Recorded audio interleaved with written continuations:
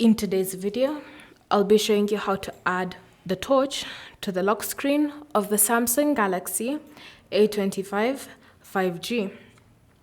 So first, open the Settings app. And in Settings, scroll and select Lock Screen. And from here, tap on the Lock Screen Editor.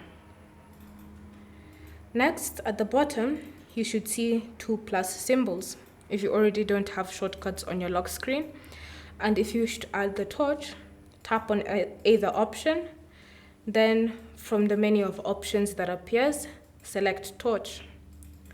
Then before you exit, ensure you tap on done to save and apply your changes. And now, when you go to the lock screen, you should notice the torch icon there.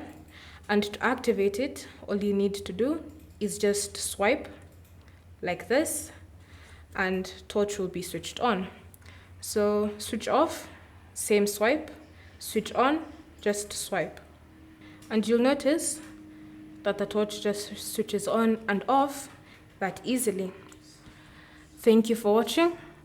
If you have any questions or comments, leave them down below and we'll get back to you.